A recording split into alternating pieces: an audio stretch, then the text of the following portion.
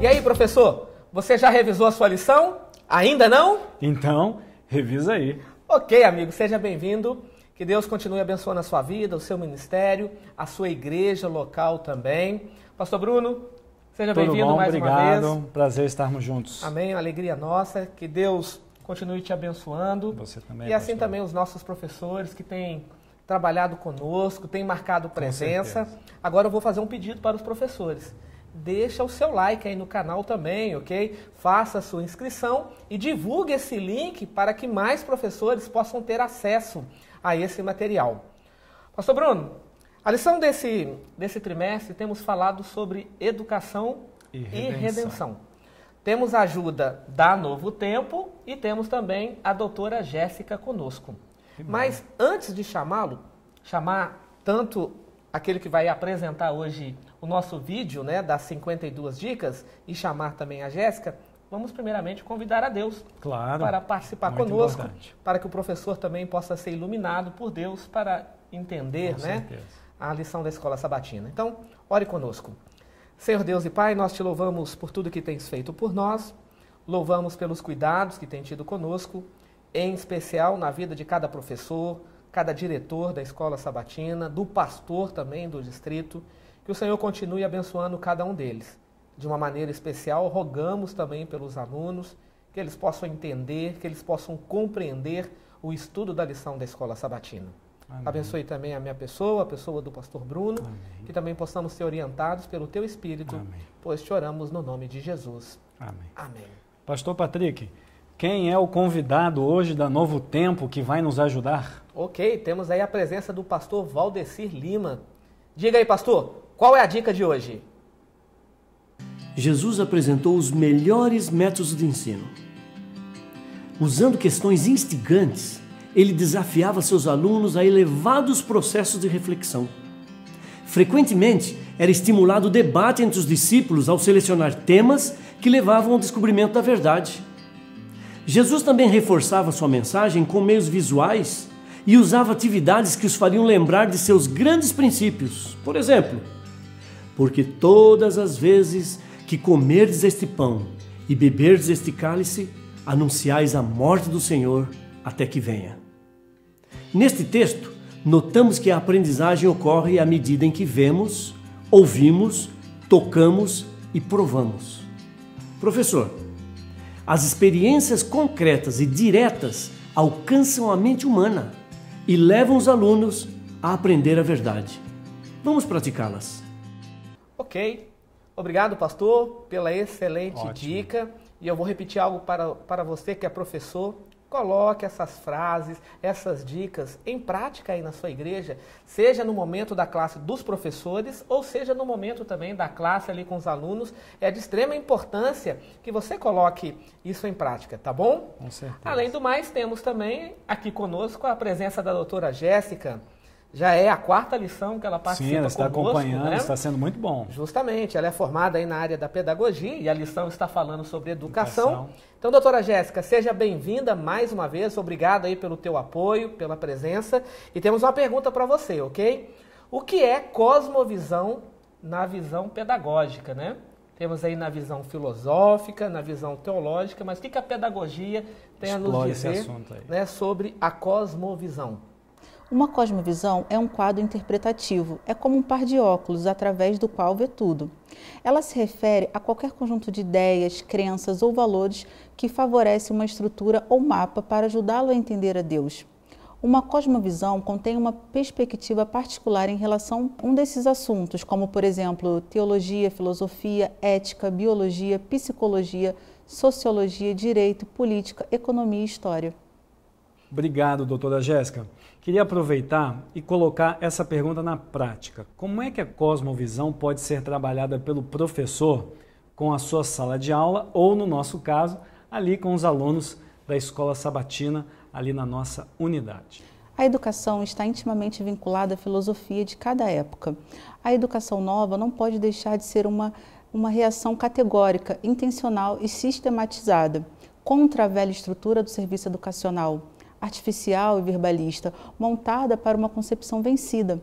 A educação nova ela ultrapassa os limites das classes, assume como uma feição humanista e humanizadora, assumindo a sua verdadeira função social, preparando-se para formar a hierarquia democrática, recrutada em todos os grupos sociais, que se abre às mesmas oportunidades de educação. Ela tem por objetivo organizar e desenvolver os meios de ação durável, a fim de dirigir o desenvolvimento natural e integral do ser humano, em cada uma das etapas do seu crescimento, de acordo com uma certa concepção do mundo. Pastor Bruno, lição de número 4. Excelente lição. Muito gostosa de ser estudada. Boa. Você, com certeza, professor, percebeu que ela é mais filosófica do que teológica. Muito boa, Né? Ela é muito reflexiva. Eu me arrisco a dizer que alguns professores vão ter que dar uma segunda lida, porque ela dá uma exigência a mais aqui essa Ou seja, semana. você precisa cavar fundo o tema dessa semana. É um Não pouquinho é mais verdade? exigente. Justamente. E detalhe, ela veio assim, os olhos do Senhor, e eu quero frisar algo, 2 pontos. Cosmovisão. A cosmovisão bíblica. Né? Essa não é uma palavra muito comum, né, pastor Patrick? Pelo menos no nosso meio, né? Justamente, porque na realidade essa palavra cosmovisão é uma herança grega. Como é que é essa herança grega aí? Essa Explica pra herança gente. grega, ela tem uma tradução diferente da nossa. Ok? Por exemplo, a palavra cosmo vem do grego mundo. Ok. Mas a palavra grega completa de cosmovisão é cosmoteoria. Teoria. O que é uma teoria? Teoria é uma ideia, uma visão que você tem do mundo, a maneira que você enxerga o mundo. E ela não é fechada, ela pode mudar um pouquinho aqui, mudar um pouquinho ali. Justamente. Então, por isso que é cosmoteoria. Justamente. Tamanho é, pastor Bruno e querido professor, e aqui é o ponto-chave que você deve explorar aí com seus alunos, que estamos cercados por 6 cosmovisões, ou cosmovisões, né? Ok. Quais 6. são essas 6? Por exemplo, aí? temos a cosmovisão islâmica, temos a cosmovisão marxista, temos a cosmovisão pós-moderna, temos a cosmovisão humanista e a cosmovisão humanista cósmica. O interessante é que essas 5, elas são anticristãs. Nem todas são ateias, isso é bem importante frisar. Justamente. Por exemplo, a islâmica. A islâmica ela é a favor de Deus, mas anticristã, ela já está direcionando contra a figura de Jesus. Isso é de extrema importância, pastor Bruno. Por exemplo, se você se aproximar de um islâmico e falar que você é um cristão, você não é bem aceito. Porque na cosmovisão dele, o que é um cristão? É alguém que bebe, é alguém que come carne de porco, é alguém que adora uma falsa trindade. O que é a falsa trindade na cabeça dele? Deus veio nessa terra, uniu-se corporalmente com uma mulher e nasceu o filho Jesus. E esse modo de ver do islâmico é o que nós poderíamos chamar de cosmovisão. Justamente, essa é a cosmovisão dele. Agora, se você falar assim para ele, eu sou um adventista do 7º dia, ele vai te perguntar, mas o que você crê? O que é esse negócio aí? Aí você fala, eu não como carne de porco. Eu creio Não bebo em bebida Jesus, alcoólica e tal. eu creio em Cristo como Filho de Deus, ok? Não da maneira que a Igreja Católica crê. Então, eu estou apresentando para ele agora uma outra cosmovisão, exatamente. ok? Que vai estar em harmonia com a dele. Então, eu preciso entender isso. Por exemplo, se eu falo com um budista, qual é a cosmovisão de budista, né? De Buda, vamos colocar assim. Se você falar assim, ó, Jesus veio para te dar vida eterna, ele vai brigar com você. Porque para o budista, vida eterna é sofrimento, porque vida é sofrimento. Porque a carne é má e o espírito é bom. Então a carne está presa naquilo que é ruim. E precisamos lutar contra isso. Aí eu falo que veio alguém Exatamente. nessa terra que vai te dar vida eterna, ou seja, eu vou ter sofrimento eterno. Então temos que tomar cuidado ao apresentarmos a nossa E cosmovisão. assim com as demais Justamente. teorias, né? Justamente. Você tem a cosmovisão bíblica, que pode ser chamada também de cosmovisão cristã. E a gente vai dar uma olhadinha nessa lição que está muito boa. Justamente. Muito legal. Então vamos lá. O verso para memorizar é Provérbios, capítulo 15, verso 3, que diz assim: os olhos do Senhor estão em todo lugar, contemplando os maus e os bons. Pastor Bruno, nada passa desapercebido aos olhos de Deus. Essa parte, pastor Patrick, eu queria dar uma reforçada, Sim. porque como professor, a gente vai tentar resumir em 3 pontos essa lição. Então a gente vai começar a mostrar agora uma noção de realidade, porque quando a gente enxerga o mundo e acredita que o que nós estamos enxergando é o correto, é a realidade, é aquilo que deve ser feito. Então, quando a gente lê no verso bíblico aqui, que os olhos do Senhor estão vendo, é como se a gente dissesse, ó, Deus está vendo uma realidade. Justamente. Qual realidade ele está vendo? Bons e maus. e maus. Outro detalhe também, pastor Bruno, a nossa cosmovisão, após a entrada do pecado no mundo, foi deturpada, tanto para com Deus, tanto para com o homem. E nós facilmente julgamos as pessoas, né? Madre Teresa de Calcutá certa vez disse que quem julga não tem tempo para amar. Para amar. Essa é ótima. Né? Eu gosto muito dessa frase. Bonito, e o primeiro livro de Samuel, no capítulo 16, verso 7, você tem um julgamento humano, uma cosmovisão de Samuel, né? Um dos versos mais lindos da Bíblia. Justamente, porque Samuel, ele ungiu o rei de Israel. E aí ele se encontrou com os filhos, né, de Jessé ali. E o improvável, que nem lá estava, era o rei de Israel. E Deus deu uma resposta para Samuel. E a resposta dele é fantástica. Samuel, eu não vejo como o homem vê. Como é que ele vê? Eu vejo o interior, né? Ele vê o coração. O coração. Essa parte eu acho muito bonita, porque é um verso filosófico. Né? Porque aqui eu não posso dizer Deus vê o coração literal. Justamente. É claro, é um coração num contexto do interno, do caráter. Do intelecto, é isso, né? Do intelecto. É nesse contexto aí. Justamente. Então, pastor Bruno, vamos lá. A lição de domingo, ela tem o título Os Olhos do Senhor. Então, percebe que ela está amarradinha aí com a lição de sábado, né? Isso, esse é o primeiro ponto, viu, professor? Tentar trabalhar com a realidade. Esse é o primeiro ponto que a gente vai ver. O segundo, daqui a pouquinho, a gente vai tentar ver os fatores que compõem essa realidade. Então, a realidade. Sábado e domingo se juntam porque sábado mostra que o homem é inteligente, é intelectual, mas mesmo assim ele tem umas ideias, né? Um pouquinho aqui, um pouquinho ali, você nota que algumas são equivocadas. E aqui no domingo ele vai falar, olha, Deus não tem ideias equivocadas. A gente vai trabalhar com algumas perguntas básicas na lição de domingo. Justamente. E a lição de domingo, ela veio falando um pouco sobre a realidade, né? Você falou sobre a realidade aí e tal. Eu, conversando com algumas pessoas fora da igreja, e perguntei para elas assim, qual é a sua visão de arco-íris?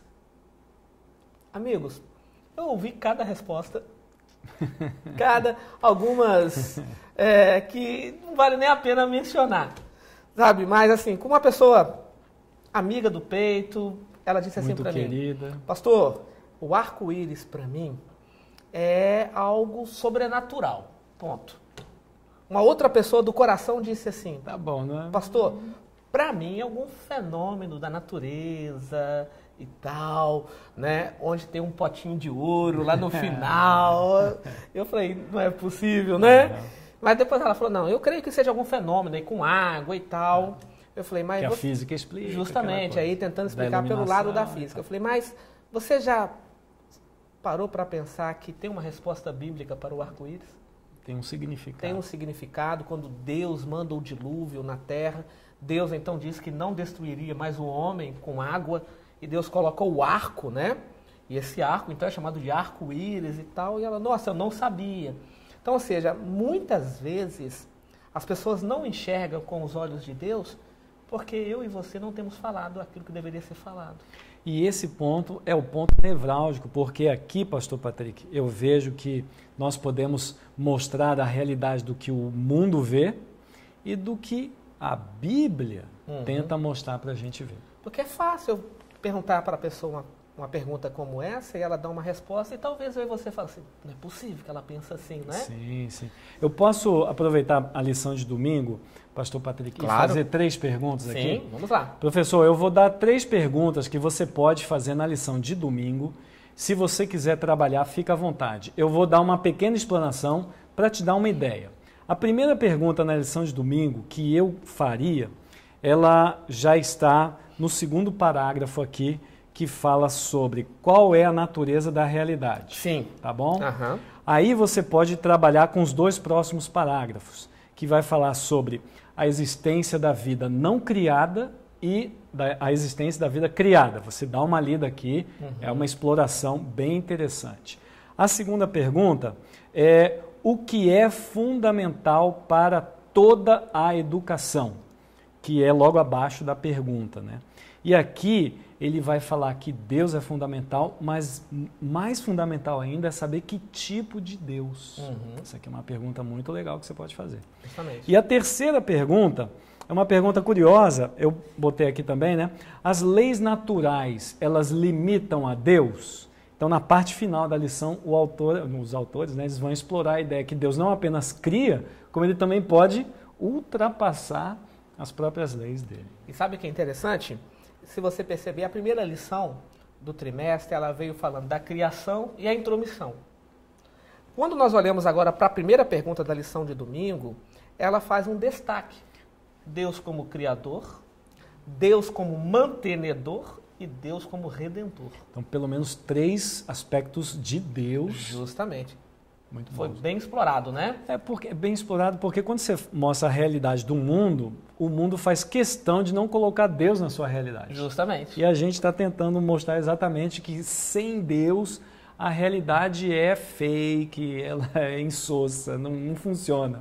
Ou seja, ele criou, houve a intromissão do pecado, ele salva, mas você não pode esquecer que ele também te mantém, né? Isso aí, a gente vai trabalhar um pouco melhor isso aí na parte de quarta e quinta-feira. Justamente. E aí, segunda-feira, pastor Bruno, veio aí uma expressão, né, herdada agora aí também de fora, a pergunta de Leibniz, né? Leibniz, para falar mais bonito aí, né? Leibniz.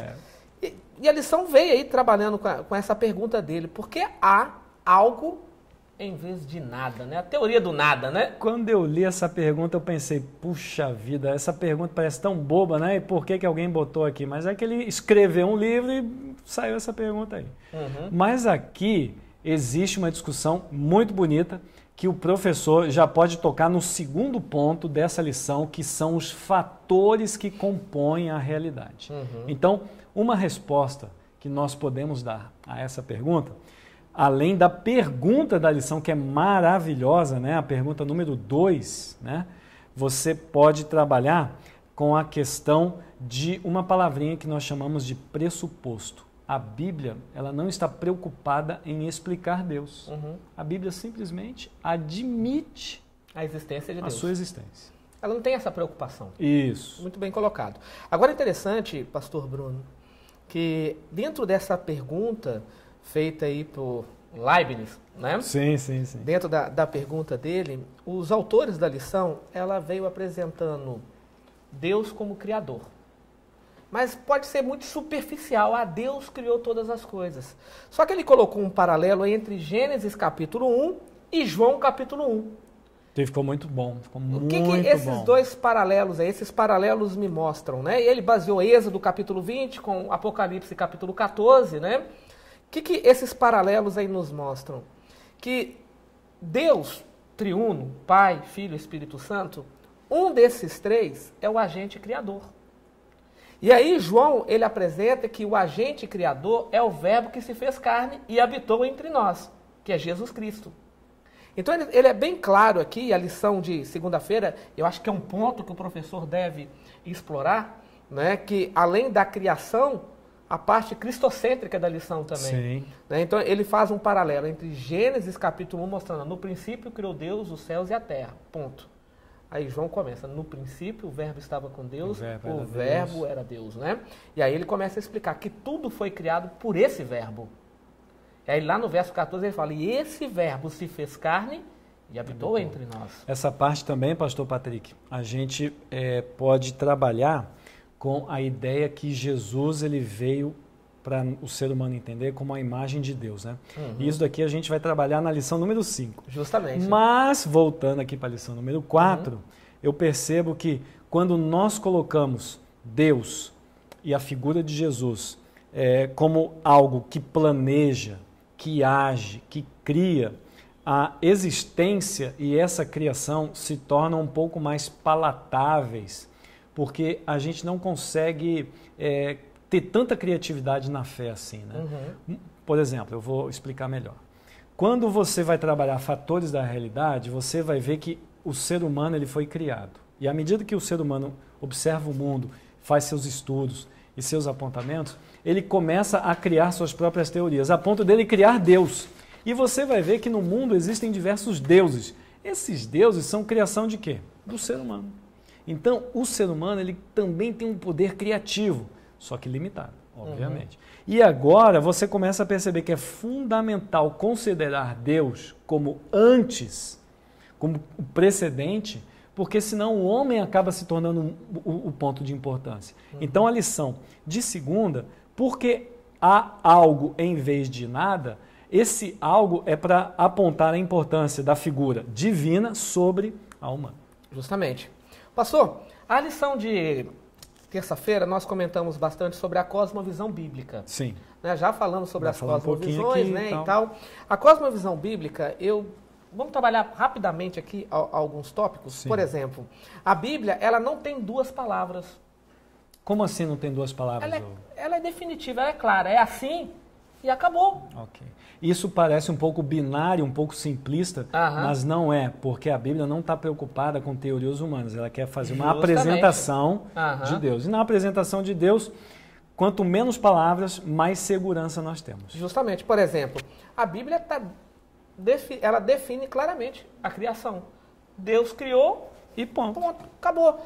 E como é que Deus criou? Deus falou, foi criado assim, ponto. Aí o ser humano vai e inventa um discurso enorme e você vê que a Bíblia ela é um pouco mais objetiva. É nesse contexto que eu quero dizer. Aí vem a teoria da evolução. Entenda uma coisa, professor. Criacionismo não é teoria.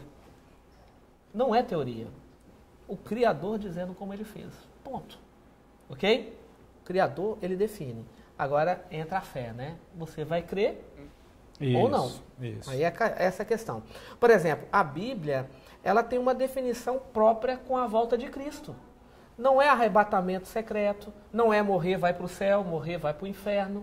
A Bíblia diz que Cristo voltará e todo olho o verá. Apocalipse capítulo 1, no verso 7, né? Vem explicando como Cristo voltará. Então, ela tem um estado também fechado com respeito ao homem na morte. A Bíblia é muito clara em apresentar o homem quando morre. Por que eu estou falando isso? A cosmovisão bíblica é Deus mostrando a visão dele. Ó, é assim. É assim que acontece com o homem quando morre. É assim que vai ser a volta de Cristo Jesus.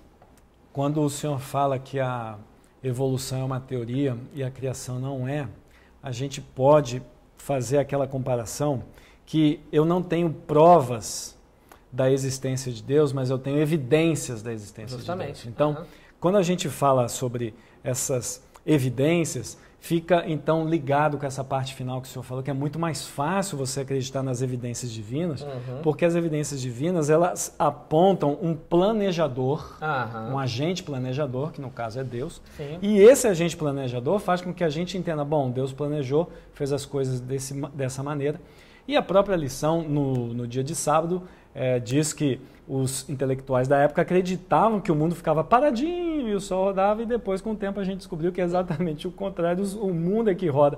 Como é que o mundo roda e no seu devido ângulo? Não pode ser nem um pouquinho mais, nem menos, porque isso pode dar um problema. Então, isso aqui é uma evidência. Né? Justamente. Pastor Bruno, e a gente precisa deixar algo também claro aí para o professor, que a lição de quarta fala de adoração, mas ela está também amarradinha com a lição de quinta, a lei de Deus. Sim. A lição de quarta, ela tem um ponto nevrálgico que eu gostaria de trabalhar. Vamos lá. O ponto nevrálgico da lição, ela está no último parágrafo. Então, no último parágrafo de quarta-feira, está escrito ali, ó, por esse motivo, Cristo e Ele crucificado deve permanecer na frente e no centro de tudo que ensinamos. Então, você, professor, quer fazer a pergunta, o que deve ficar na frente, no centro? Aí o aluno vai responder, Cristo e Ele crucificado. Esse é o ponto nevrálgico. Porque não é Cristo e Ele crucificado, é Cristo e Ele crucificado e ressurreto. Justamente. Esse ponto é crucial para a gente poder trabalhar aqui. Outro detalhe, olhando para a lição, né? Novamente os autores aí batem em João capítulo 1, do verso 1 até o verso 14. O verbo. Né? Justamente o verbo que se fez carne e habitou entre nós, né? Mostrando aquilo que ele fez por nós. E aí os autores falaram que aqui está uma razão porque ele deve ser adorado.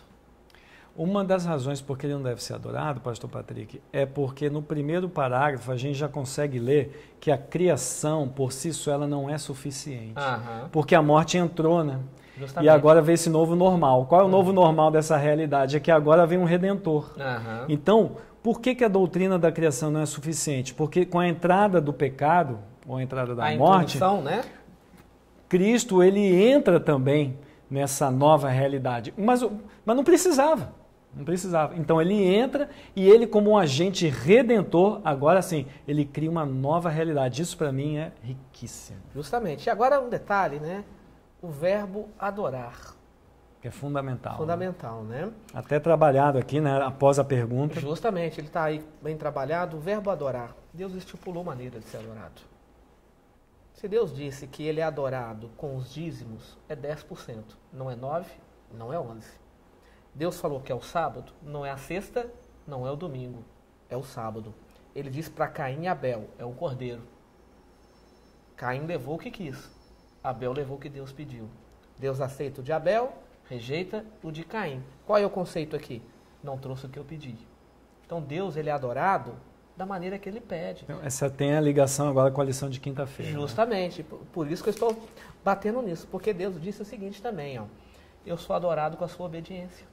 Essa parte, pastor Patrick, é o que eu chamo de terceiro ponto, então, da lição. Nós temos as realidades que nós vamos trabalhar, os fatores da realidade e as limitações da realidade. Então, a lei, ela me ajuda a me limitar, porque se a morte entrou na vida, a lei me ajuda a viver essa vida até a minha morte de maneira digna de aceitação a Deus. Justamente.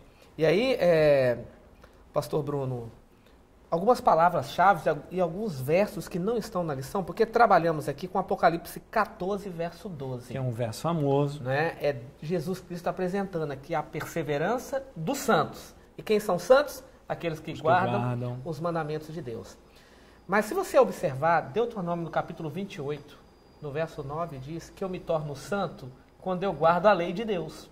O capítulo das bênçãos. Justamente, né? Você tem 14 versos ali que fala da bênção.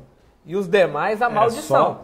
A bênção se eu obedeço. A maldição... se eu não obedeço. Se eu não obedeço. Mas aqui, o verso do capítulo 14, verso 12, quando diz que aqui está a perseverança ou a paciência dos santos, né? Que são aqueles que guardam os mandamentos de Deus, eles não chegaram no céu porque guardavam os mandamentos de Deus. É algo mais. Algo mais. Que não está escrito ali. Justamente. Eles chegaram ali por causa da vitória pelo sangue do Cordeiro. E tem mais. A própria lição ela fala sobre isso, né? O aspecto moral de guardar os mandamentos está atrás da palavrinha amar. Quais são os dois grandes mandamentos? Amar a Deus e amar ao próximo. Então, essas palavras que estão por trás dessa conduta moral dos mandamentos é que não está escrito nas tábuas, mas está escrito na Bíblia e foi trabalhada na lição, é o ponto crucial que faz a diferença dos salvos para os não salvos. Né? Justamente. Poderíamos incluir Eclesiastes 12, 13. Teme a Deus, porque isso é o quê? Dever de todo homem, né? Exatamente. E guarde os seus mandamentos. A suma né? Ele começa assim, sim, né? Sim. A suma de todas as coisas é, tema a Deus e guarda os seus mandamentos, porque este é o dever de todo homem. Ele nos deu o código da conduta, né? Não é a minha opinião, eu vou tratar os outros do jeito que eu acho que deve ser. Já pensou se fosse assim? Justamente. Seria E interessante, pastor Bruno, para concluirmos aqui a lição, então, né? Falando aí da lei de Deus, ela não tem ações salvíficas, ela não me salva. Ela me ajuda a viver em limites saudáveis. Isso é muito bom. Porque ela, na realidade, qual é a lei de Deus? Ela é baseada em princípios morais e não judiciários, éticos, sim, isso é mas importante. também de proteção. São os limites saudáveis, exatamente, né? para a gente poder... Por exemplo, os 4 primeiros mandamentos está protegendo o quê? Olha só, o meu relacionamento para com Deus, né? Então eu tenho, não terás outros deuses diante de mim. Ele está dizendo, eu tenho que estar em primeiro lugar no seu coração. Não inventa Deus por aí, não. Não inventa outras coisas não, que vai criar problema na sua vida. Aí você tira Deus e põe uma coisa, problemas, né? Aí, olha só. Ampliando isso, tem a imagem. Não crie imagens, não adore. Terceira, não toma o meu nome em vão. É para falar. Né? Tenha respeito para eu diria que o segundo mandamento é um aspecto material, o terceiro mandamento é um aspecto abstrato. Justamente. Agora, toma cuidado com o meu nome. É santo. Sim. É solene, ok? Não vai fazer juramento falso com o meu nome, mas tem um outro ponto, pastor. Quando eu prego uma coisa e vivo outra, eu jogo o nome de Deus por terra também. Então é uma maneira de estar quebrando o terceiro mandamento. E tem o sábado, lembra-te do dia de sábado. É o quarto mandamento. Deus está dizendo, ó, 6 é seu, 1 é meu. O 7º é meu, esse não mexe. Está combinado. Então está aqui a primeira tábua. Agora a segunda tábua, Deus fala assim, olha, eu vou colocar até 2 mandamentos a mais do que o outro, para você entender que como você vai estar na terra e vai se relacionar com o próximo, entenda, respeita o teu pai e tua mãe. Para que você possa ter os seus dias prolongados sobre a terra. E o verbo prolongar aí é qualidade de vida, não é tempo. É qualidade de vida. Ele diz mais, ó, eu quero proteger a sua família. Eu quero proteger o seu nome.